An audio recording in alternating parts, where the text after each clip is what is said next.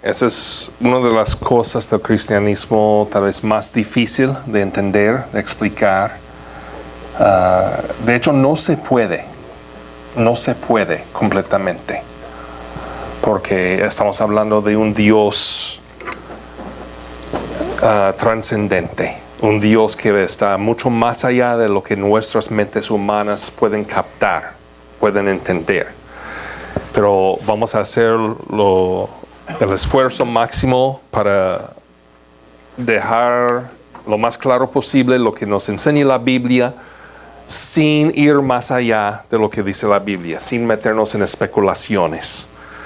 Nuestro fundamento para la doctrina, para nuestras creencias, es la palabra de Dios. Y a eso nos vamos a pegar. Señor Jesús, pido la ayuda de tu Espíritu Santo en esta mañana, Señor, para tratar de explicar lo más posible a lo inexplicable, para revelar a tu pueblo lo más que se puede de un misterio que nunca vamos a poder entender completamente, pero queremos conocerte mejor. Queremos hacer el esfuerzo para entender dentro de lo que está posible para un ser humano al Dios que nos creó. Ayúdame, Señor, esta mañana a hablar claramente. Ayuda a mis hermanos y mis hermanas a entender con la ayuda de tu Espíritu Santo lo que vamos a hablar acerca de ti. En el nombre de Cristo Jesús. Amén. En nuestro mundo de hoy hay un montón de ideas erróneas acerca de Dios y lo que significa seguirle a Él. Los cristianos no somos inmunes a los peligros sutiles que surgen cuando permitimos que el pensamiento secular influencie nuestras percepciones acerca de Dios. Si vamos a seguirle a Dios correctamente, alabándole en espíritu y en verdad, necesitamos primero conocer quién es el Dios a quien decimos que adoramos. Es crítico que tenemos un entendimiento de Dios que procede de las Escrituras y no solamente nuestras propias ideas o imaginaciones de cómo es Dios. Necesitamos saber quién es Él, qué ha hecho y cómo Él se relaciona con su creación humana.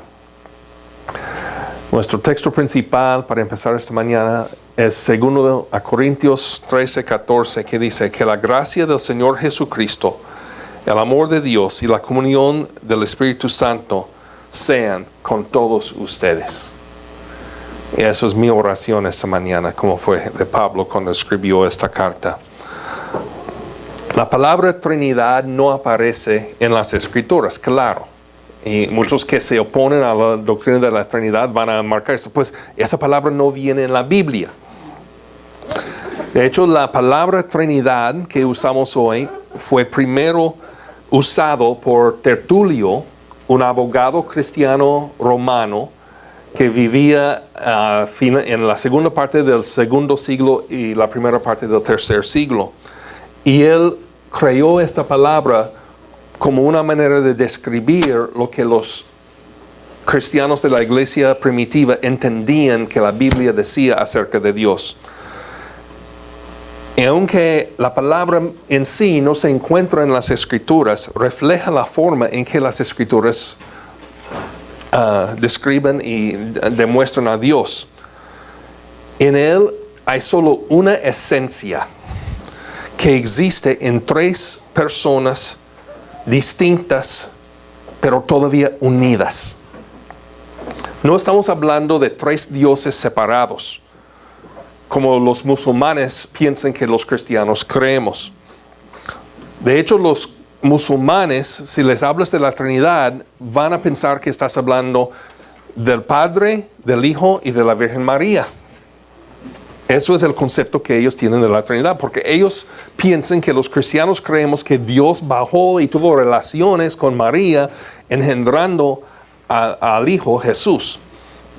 Pero la doctrina bíblica a la cual damos el nombre Trinidad, no se trata de tres dioses, sino un solo Dios revelado en tres personas. Dios es uno que y tres quienes, por decir. Las tres personas comparten una misma esencia de ser Dios, pero cada persona divina tiene su propia manera de trabajar en la creación y de relacionarse con las otras dos personas de la Trinidad y con los seres humanos.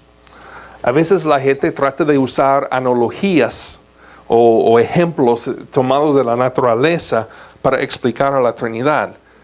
El problema con eso es que esas analogías siempre en algún punto fallan y no concuerdan con lo que es Dios. Uno que se usaba mucho, y especialmente por San Patricio, que llevó el Evangelio a Irlanda, es del trébol, la plantita con tres hojitas. Y dice, pues aquí es una planta, pero con tres hojas y puedes distinguirlas. El problema con esto es que si arrancas una hoja, pues realmente todavía tienes la planta del trébol. Pero con Dios, si quitas al Padre, o quitas al Hijo, o quitas al Espíritu Santo, ya no tienes el Dios de la Biblia. Otro ejemplo que muchos usan es el agua, en sus tres fases. Sólido, el hielo; líquido, el agua que tomamos; y vapor, cuando se evapora. Pero esto es una sola cosa, el agua, cambiando su estado en diferentes tiempos. El mismo moléculo de agua no puede ser sólido, líquido y gas al mismo tiempo. Pero Dios siempre ha sido y siempre será Padre, Hijo y Espíritu Santo al mismo tiempo por toda la eternidad. Otra ilustración que realmente no funciona es cuando dicen, no, pues es como un hombre que es hijo, es esposo y es padre.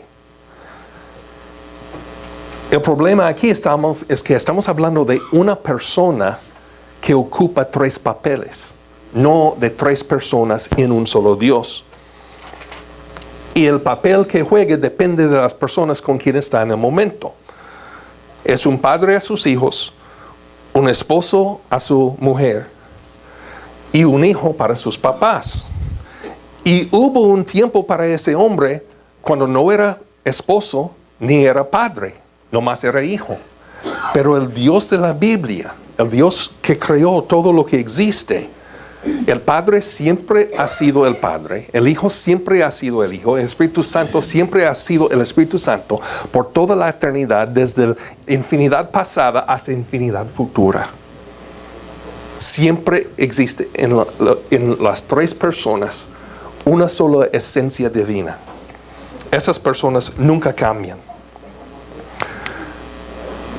Leemos en Deuteronomio 6, 4 a 5, lo tengo aquí en dos traducciones. Escucha, Israel, el Señor nuestro Dios es el único Señor. Ama al Señor tu Dios con todo tu corazón y con toda tu alma y con todas tus fuerzas. Otra traducción que se usa mucho en la Reina Valera dice, oye Israel, Jehová nuestro Dios, Jehová uno es. Y amarás a Jehová tu Dios de todo tu corazón y de toda tu alma y con todas tus fuerzas. Estos versículos forman parte de una oración diaria que hacían los judíos cada día que se levantaban. Afirma que Dios no es simplemente un Dios entre varios dioses, como fue el caso con los egipcios o con los habitantes de Canaán antes de que los expulsaron los israelitas. El Dios de Israel es uno solo.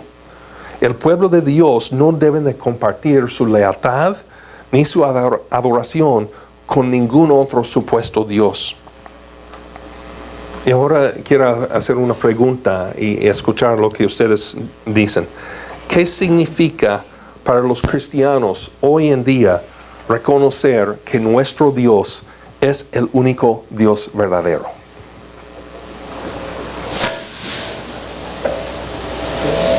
No todas a la misma vez, por favor.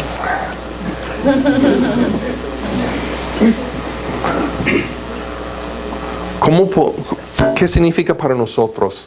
¿Cómo ponemos en práctica diaria el reconocer que nuestro Dios es el único Dios verdadero?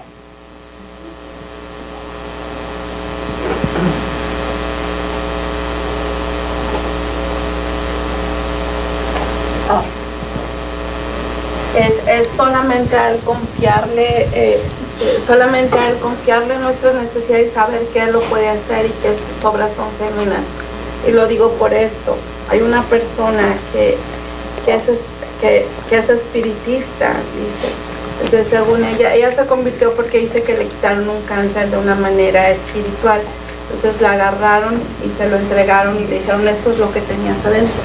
Entonces ella dice: sí funciona. Cuando tratan de hablarle de Dios, dice: no, ¿para qué quiero eso si esto funciona? Entonces van a haber muchos dioses, muchos engaños, pero el reconocer que este es el único Dios verdadero me hace a mí el hecho de que, Señor, si esto no viene de ti, no lo quiero. O sea, aunque parece una bendición, aunque parece salud, aunque parece un buen negocio, puede venir de los demonios. Entonces, es lo que yo necesito. Es lo que yo necesito. Yo estoy buscando mi salud, pero no la quiero de algo que no sea tú. Yo quiero lo que viene de ti.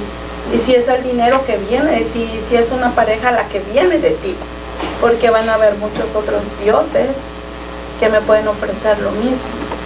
Por el reconocer que solo uno es el verdadero y solo uno es confiable y solo uno no me da una salud a cambio del infierno. Exacto. El diablo está muy dispuesto a sanar tu cuerpo con el fin de llevar tu alma. El diablo da bendiciones materiales con el fin de engañar a la gente, alejarlos del Dios verdadero para poder llevar sus almas con Él al infierno al final. Y ver. Entonces, aparte de lo que dice la Biblia, yo puedo confiar en lo que dice acerca de Él y tengo la confianza de que si Él dice me va a sanar, me va a sanar. Si dice que me va a prosperar, me va a prosperar. Si dice que me va a liberar, me va a liberar. Si dice que yo tengo vida eterna, tengo vida eterna.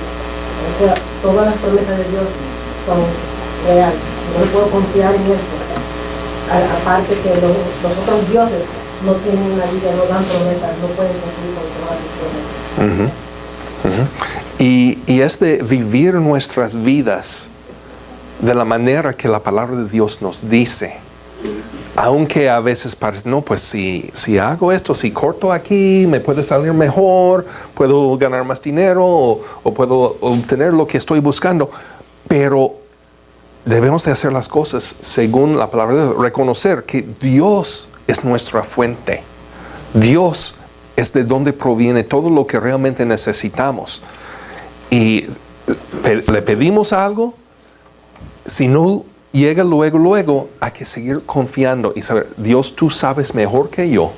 Tú sabes que tal vez este no es el tiempo, que hasta a veces es: Señor, yo quiero esto, pero si tú sabes que tener esto que me va a llevar a cierto nivel de fama o de éxito o de bendiciones materiales, si eso me va a ir alejando de ti porque voy a quitar mi enfoque de ti, mejor déjame como estoy ahorita, dependiendo de ti, confiando en ti para mi sustento y no en mis propias fuerzas o no en mis propias estrategias y buenas ideas y cosas para hacer negocios. Ayúdame a confiar en ti y no poner esas otras cosas como mi proveedor. Reconocer que solo tú eres mi proveedor.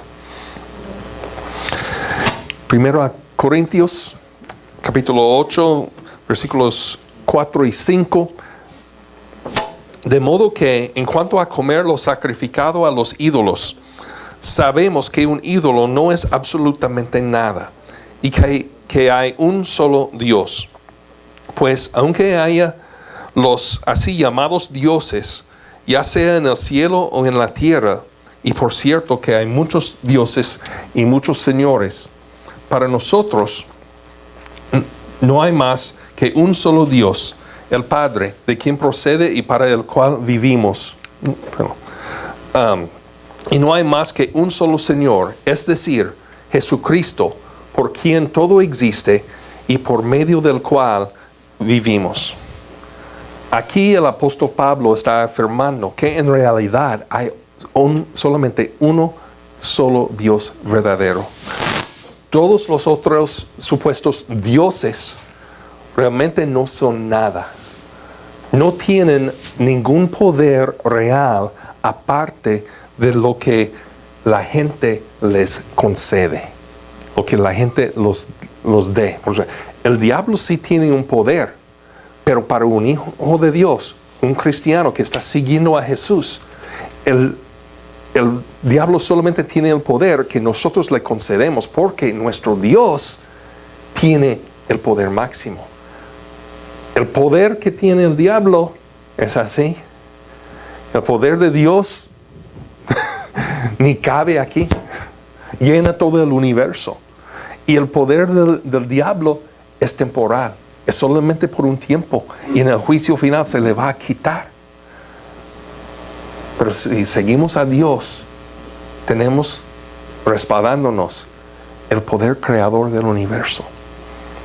El poder del Dios único que hizo todo lo que existe. En el versículo 6, ahí encontramos 3 realidades críticas acerca de la naturaleza de Dios. Primero, el texto afirma que Dios es Padre.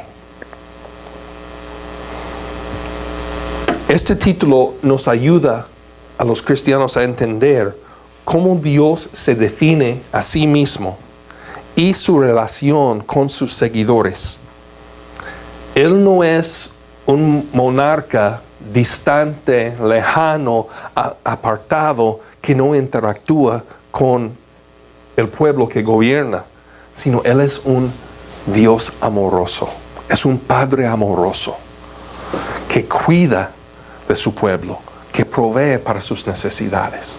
Como un padre cuida de sus hijos para darles de comer, para darles protección, para protegerles, para suplir sus necesidades, sea comida, ropa, techo.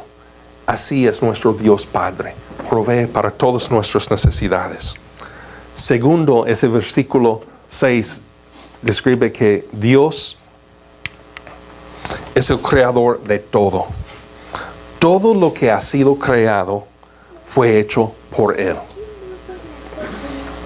En contraste, las otras religiones politeístas que tenían varios dioses diferentes, que rodeaban al pueblo de Israel en el Antiguo Testamento y a la iglesia primitiva en el Nuevo Testamento, en todas esas religiones, los muchos dioses en que creían la gente eran parte de y productos de la creación.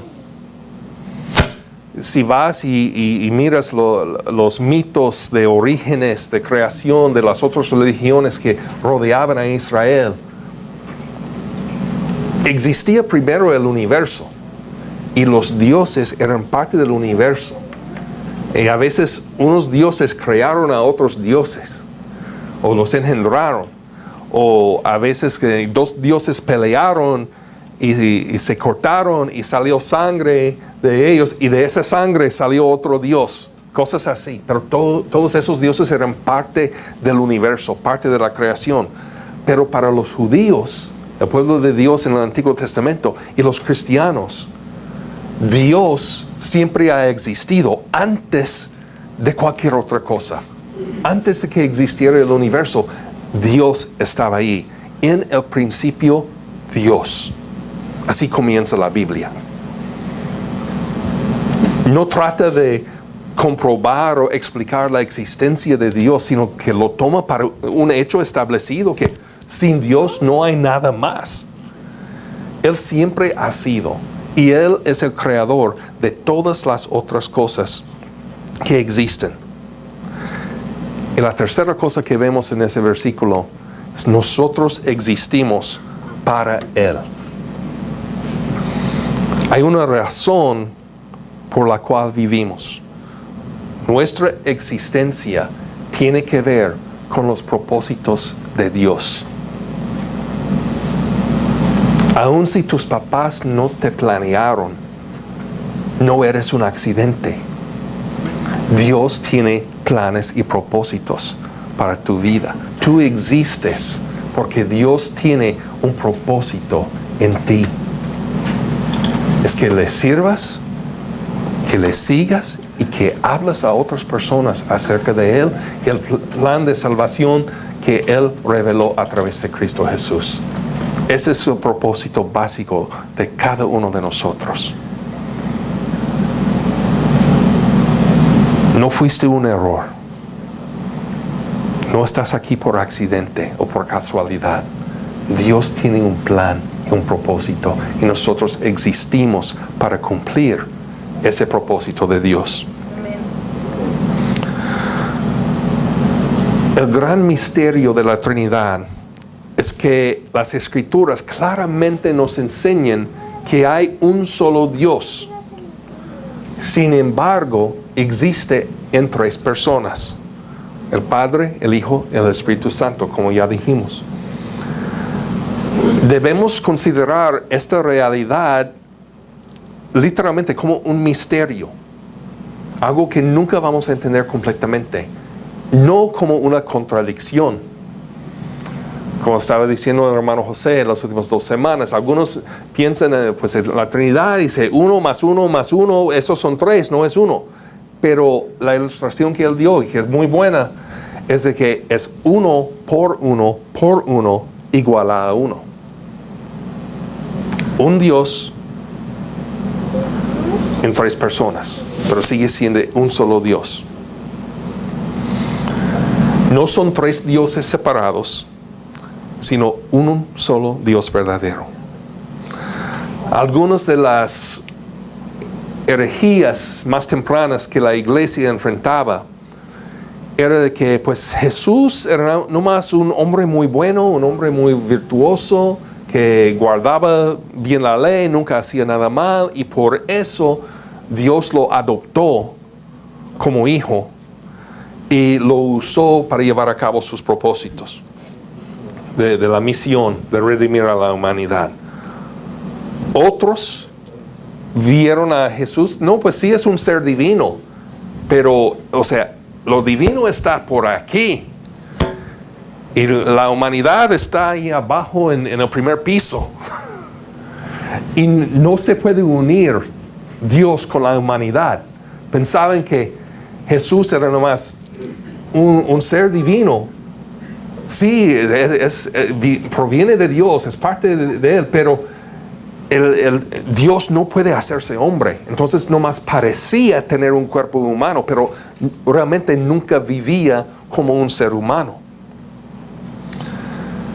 También una de las herejías tempranas que la iglesia enfrentaba era de que Jesús, el Hijo, era la primera cosa creada por Dios Padre.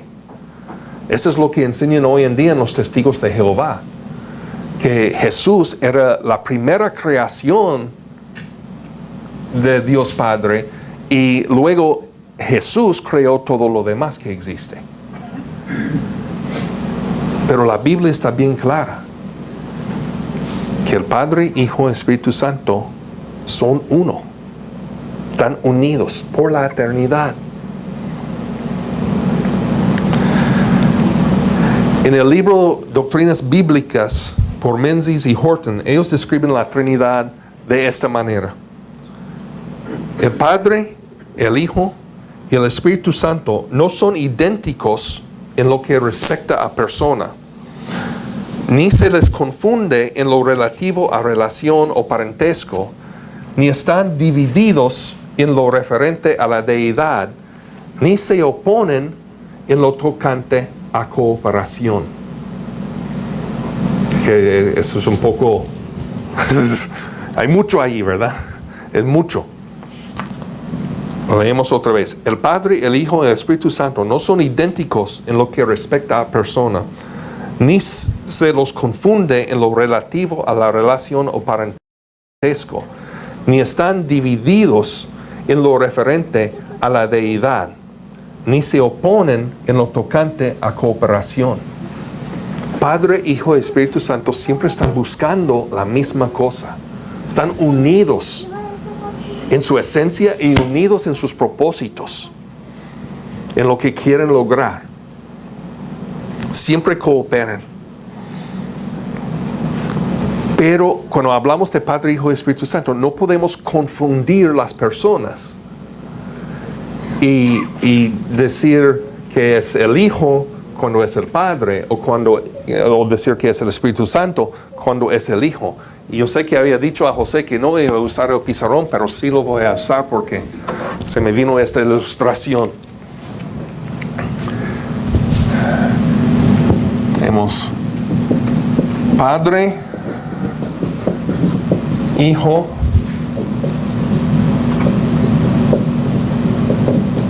Espíritu Santo.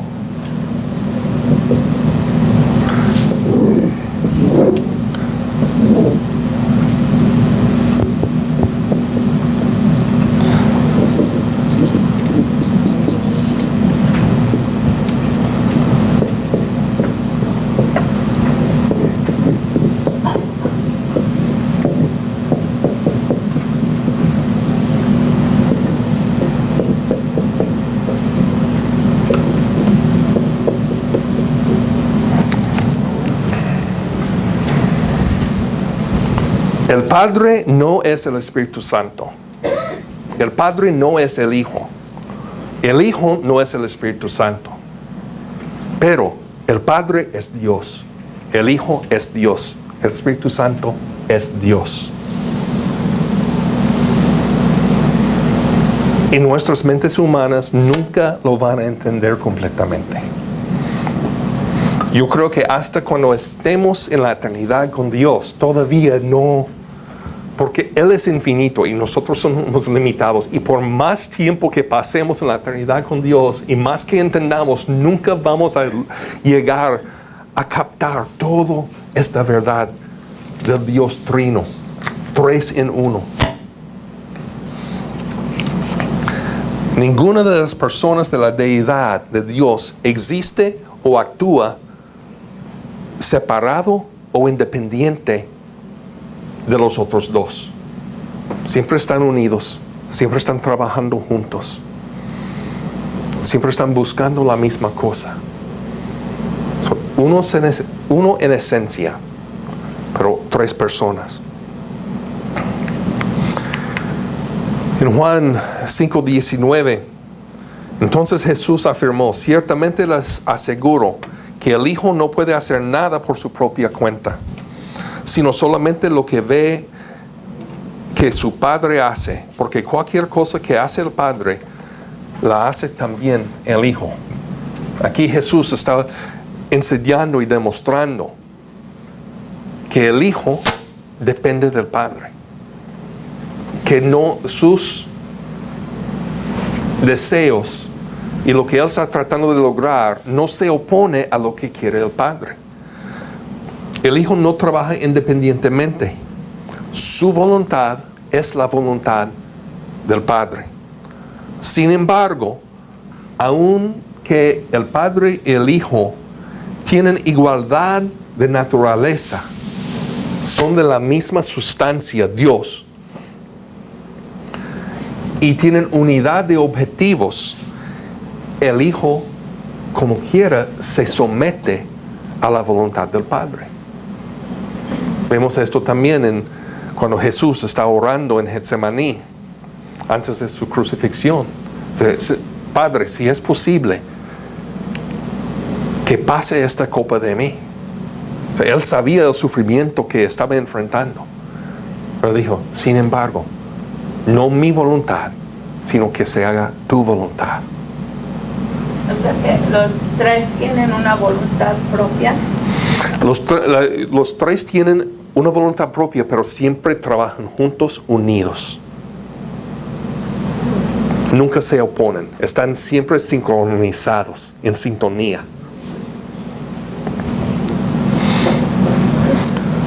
Una pregunta: ¿cuáles son algunas de las creencias equivocadas que hay en el mundo de hoy respecto a la naturaleza de Dios? ¿Qué cosas erróneas han escuchado ustedes que la gente cree acerca de Dios? ¿Gonzalo? Los santos de barro, ¿No escuché bien? los santos, las estatuas, ídolos. Ajá. Que es necesario orar a los santos para que ellos lleven nuestras oraciones hacia Dios. No sé. Vamos a ver en otra lección más adelante, cuando estudiamos enfocado en el Hijo, que Dios mismo vino a nosotros en Cristo Jesús para relacionarse directamente con su creación. Entonces no necesitamos otro intermediario que trabaja a nuestro favor. Tenemos el Hijo, Cristo Jesús, que es Dios y hombre. Él es nuestro mediador. ¿Alguna otra? Una que se me hace es, si Jesucristo es Dios, algunos piensan que Él obedece a su madre María y que María le dice a Jesús qué hacer. O sea, como darle una orden a Dios en ese sentido de autoridad, de que Jesús esté por debajo de María, se me hace una idea muy, muy absurda. Y eso agarran principalmente de la historia de la boda en Caná de Galilea. Cuando Jesús y sus discípulos y su madre fueron invitados a la boda y se les acabó el vino. Y alguien lo hace conocer a María y María viene con Jesús. Dice, hey, ya no tienen vino. Como que la manera de llegar a Jesús para que Jesús haga algo para ti es que pues tienes que ir primero con su mamá, porque la mamá le va a decir qué hacer y él no puede negar a su mamá. Pero lo tomen eso solamente realmente de esa historia, y eso no es el punto de ese relato en el Evangelio de Juan. Eso ahí es de todo el significado de esa historia. Es del poder de Jesús. Fue la primera de sus señales. Una señal es algo que apunta a alguien más grande. La señal no es la cosa que buscas. La señal te dirige a lo que quieres llegar. Y esa era una señal apuntando al poder que tenía Jesús. No enseñando cómo debemos de pedir que Jesús nos haga algo yendo con su mamá primero. Otra idea errónea es lo que tienen los mormones. Los mormones creen que Dios antes era como un hombre y que Él llegó a ser Dios y que luego que Padre Celestial y Madre Celestial, que creen que hay por allí, una diosa, se juntaron y tuvieron a Jesús, el Hijo. Y que también tuvieron muchos otros hijos espirituales, incluyendo a Lucifer, que se convirtió en el diablo. Creen que Jesús y el diablo son hermanos. Eso no está en la Biblia. Pero eso es una idea acerca de Dios que tiene un grupo que está bastante grande.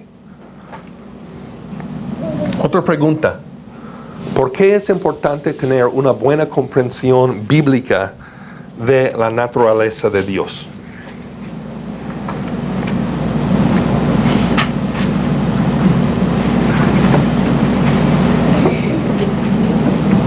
Para saber de quién estamos creyendo. ¿De dónde viene? Saber en quién estamos creyendo, cómo es, para que cuando estamos alabando y adorando, que no alabemos y adoremos equivocadamente, atribuyendo cosas a Dios que realmente no es Él, poniéndole ideas que no vienen de la Biblia, sino que vienen de nuestro pasado, nuestra cultura, de alguna película que vimos. Por mucho que me gusta la voz de narración que tiene Morgan Freeman. Morgan Freeman no es Dios. Fue una película chistosa y él sí tiene esa voz de autoridad, ¿verdad? Pero no podemos tomar lo que vemos en una película de Hollywood y decir, no, pues Dios es así. No, tenemos que tomarlo de la Biblia. En la última parte de esta lección, Dios es amor. Primero de Juan 4, empezando con el versículo 7. Queridos hermanos, amémonos los unos a los otros, porque el amor viene de Dios, y todo el que ama ha nacido de Él y lo conoce. El que no ama no conoce a Dios, porque Dios es amor. Así manifestó Dios su amor entre nosotros, en que envió a su Hijo unigénito al mundo para que vivamos por medio de Él. Siguiendo. En esto consiste el amor, no en que nosotros hayamos amado a Dios, sino en que Él nos amó y envió a su Hijo para que fuera ofrecido como sacrificio por el perdón de nuestros pecados. Queridos hermanos, ya que Dios nos ha amado así, también nosotros debemos amarnos los unos a los otros.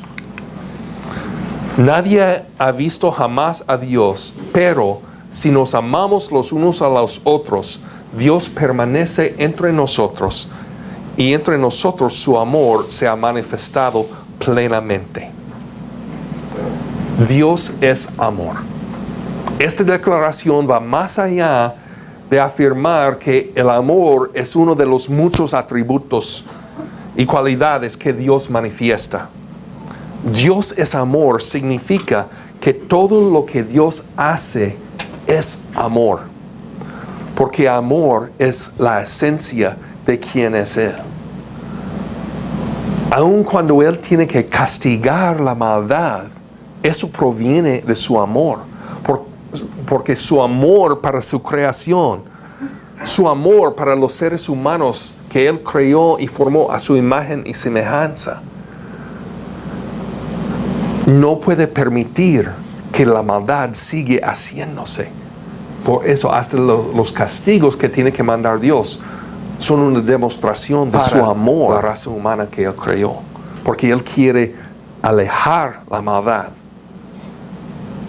Y el más grande, la demostración más grande del amor de Dios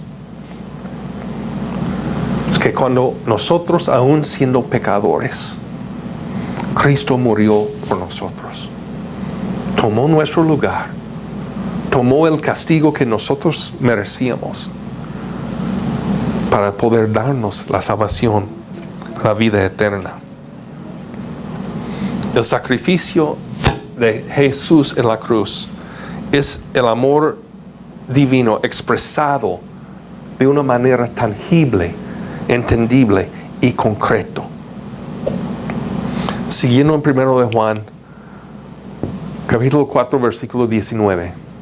Nosotros amamos porque Él nos amó primero. Juan aquí describe las características básicas de los que ponen su fe y su confianza en el Dios amoroso. Nosotros amamos porque Él ama. Como sus hijos, nuestro carácter debe de reflejar el carácter de Él.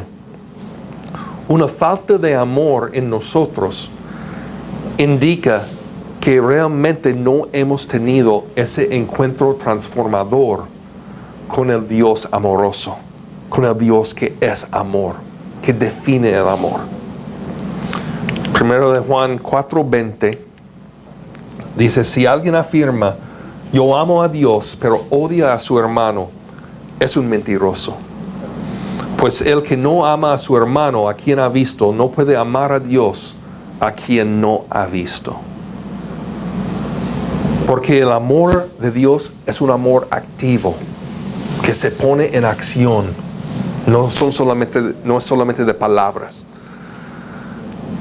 Como cristianos debemos de practicar el amor de Dios.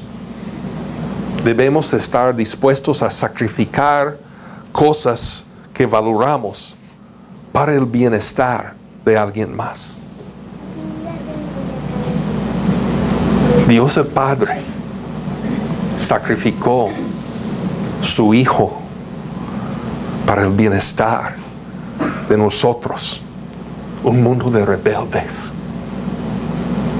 Pero Él nos amó tanto, demostró ese amor dando a su Hijo unigénito, para que todo aquel que en Él cree no se pierda, que no perezca, que no sufra el castigo eterno en el infierno, sino que podamos tener la vida eterna que Cristo ofrece. Los expertos en los lenguajes originales de la Biblia señalan aquí que este uso de la palabra hermano en el singular en el versículo 20, no está diciendo que el que no ama a los hermanos, así que al montón, al grupo, sino que el que no ama a su hermano en singular. Que esto es muy revelante. Es muy fácil hablar del amor en general.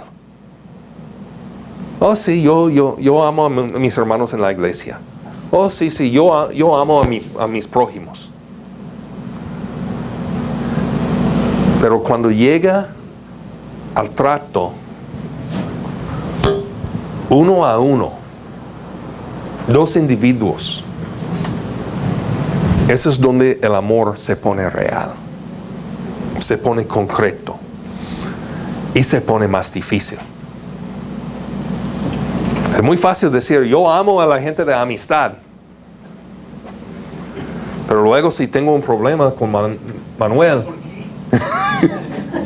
o con José, o con Gadiel, o con mi esposa Diana, y no estoy demostrando amor en esa relación uno a uno, el decir que amo a los hermanos, que amo a la gente, mis acciones con ese individuo comprueban lo contrario. El amor que proviene de Dios busca la persona que tiene necesidad y hace lo que se necesita para ayudarlos. El amor de Dios es activo. Dios no esperó para que nosotros dijéramos, Dios, si estás allí, ¿me puedes echar la mano? Estoy aquí hundiéndome en el pecado y realmente no quiero ir al infierno, así que si puedes hacer algo al respecto.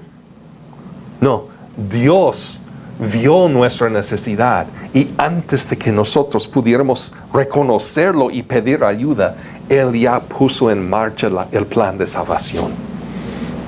Él vio nuestra necesidad y por su gran amor nos envió a Jesucristo para morir en la cruz del Calvario por el perdón de nuestros pecados. Y cuando recibimos a Él, cuando lo aceptamos como nuestro Señor y Salvador,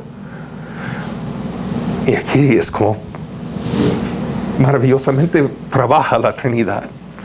Dios ama al mundo, envía a su Hijo como sacrificio por nuestros pecados. Y luego cuando confiamos en Él, que lo recibimos como Salvador, Dios Espíritu Santo viene a morar, vivir dentro de nosotros para guiarnos, para ayudarnos, para explicarnos la palabra de Dios. Ese es el trabajo de la Trinidad. Y vamos a seguir, tenemos 4 más clases sobre este tema. No pierden ninguno. Si algo pasa y no puedes venir, como pueden ver, estamos grabando, vamos a subir estas lecciones a nuestra página de Facebook para que los puedan compartir con otros, o si tiene que faltar una semana, no va a perder la enseñanza. Señor Jesús, gracias porque tú viniste a pagar el precio por nuestros pecados. Tú te entregaste como sacrificio para restaurar la relación de la humanidad con Dios el Padre. Y Señor, cuando regresaste al cielo para sentarte en el trono a la mano derecha del Padre, no nos dejaste solos. Enviaste el Espíritu Santo, otro consolador, igual que tú, para ayudarnos, para vivir dentro de nosotros, para guiarnos, para enseñarnos lo que es bueno, lo que es malo, y para que a través de nosotros tu amor puede fluir hacia otras personas. Que nosotros podemos ser tus embajadores, tus representantes, demostrando el amor que tú nos has demostrado a otros que lo necesitan. Ayúdanos, Señor, a ser buenos discípulos tuyos, de obedecer y llevar tu mensaje y amar como tú nos amaste. En el nombre del Padre y del Hijo y del Espíritu Santo lo pedimos. Amén.